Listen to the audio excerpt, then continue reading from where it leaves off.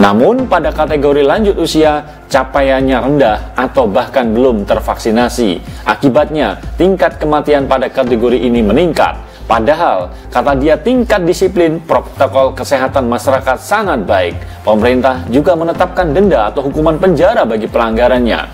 Penduduk yang keluar rumah harus memiliki surat lengkap vaksin.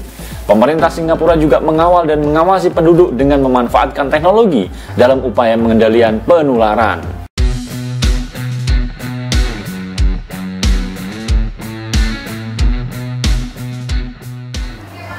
Assalamualaikum warahmatullahi wabarakatuh. Halo sahabat MOC, ketemu dan berjumpa lagi dengan channel yang kita kembangkan di Mas Oji Channel. Teman berbagi motivasi dan inspirasi. Berharap berdoa mudah-mudahan teman-teman senantiasa sehat.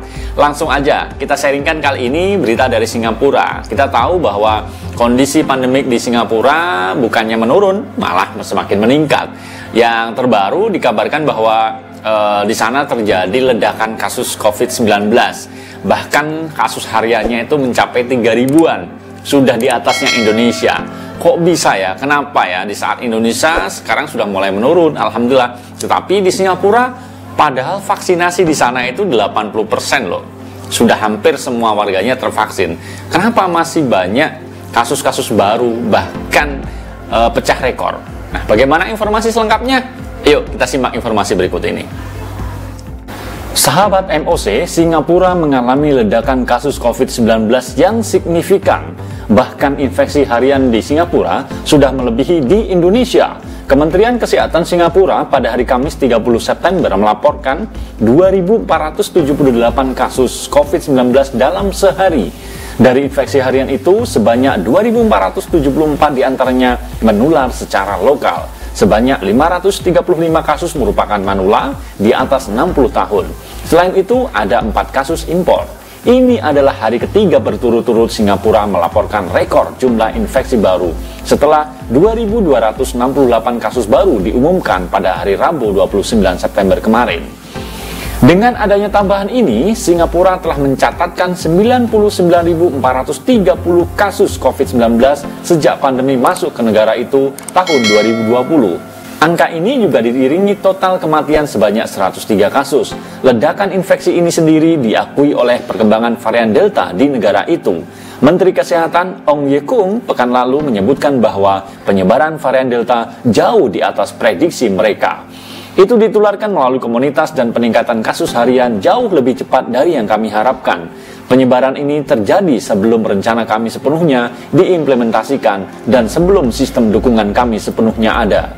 Sementara itu, pemerintah Singapura sendiri sudah menarik rem darurat untuk memperketat mobilitas publik yang mulai berlaku pada Senin 27 September.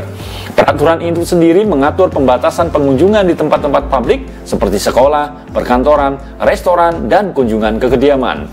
Mereka melakukan itu mungkin tidak segera mengurangi jumlah infeksi baru setiap hari. Itu akan memungkinkan kita untuk memperlambat penyebaran dan menghindari beban petugas kesehatan kita, ujar Wakil Ketua Gugus Tugas Multi Kementerian COVID-19 Gang Kim Yong. Sebagai informasi, Singapura merupakan negara yang penduduknya sangat disiplin terhadap protokol kesehatan dan bahkan cakupan vaksinasinya sudah mencapai 84%. Namun pada kategori lanjut usia, capaiannya rendah atau bahkan belum tervaksinasi. Akibatnya, tingkat kematian pada kategori ini meningkat. Padahal, kata dia, tingkat disiplin protokol kesehatan masyarakat sangat baik. Pemerintah juga menetapkan denda atau hukuman penjara bagi pelanggarannya. Penduduk yang keluar rumah harus memiliki surat lengkap vaksin. Pemerintah Singapura juga mengawal dan mengawasi penduduk dengan memanfaatkan teknologi dalam upaya pengendalian penularan. Sementara itu, kendati kasus konfirmasi positif di Indonesia sudah mulai menurun dan sebagian besar wilayah Indonesia bebas dari zona merah, tetapi ancaman gelombang ketiga masih menjadi sebuah ancaman. Meminimalisir ancaman itu, Satgas Penanganan COVID-19 Indonesia menyebutkan bahwa kita harus belajar dari lonjakan Singapura. Epidemiolog Universitas Indonesia, Tri Yunis Miko pada pemberitaan Kompas 26 September mengatakan meski kasus baru COVID-19 Indonesia menurun, tetapi ancaman gelombang ketiga COVID-19 di tanah air masih terus harus diwaspadai. Ya itu tadi teman-teman semuanya, udah kita simak semuanya tentang Singapura yang mengalami ledakan kasus COVID-19. Ini ternyata banyak dialami oleh para lansia yang belum tervaksin, sehingga ya wajar saja dengan disiplin yang ketat, aturan negara di sana, bahkan ada pidana penjara bagi mereka yang melanggar protokol kesehatan. Nyatanya Singapura masih belum terbebas dari pandemi COVID-19. Kita harus belajar banyak dari Singapura. Jangan sampai terjadi ledakan-ledakan baru kasus COVID yang ada di Indonesia. Ada sebuah ancaman kita masuk ke gelombang ketiga. Mudah-mudahan tidak terjadi ya teman-teman semuanya. Oke teman-teman, itu aja informasi singkat yang bisa kita sharingkan pada kesempatan kali ini. Terima kasih banyak kesempatannya, terima kasih banyak kebersamaannya. Mudah-mudahan teman-teman selalu sehat. Jaga protokol kesehatan karena pandemi ini belum berakhir. Saya undur diri, Syekh Mun pamit. Assalamualaikum warahmatullahi wabarakatuh.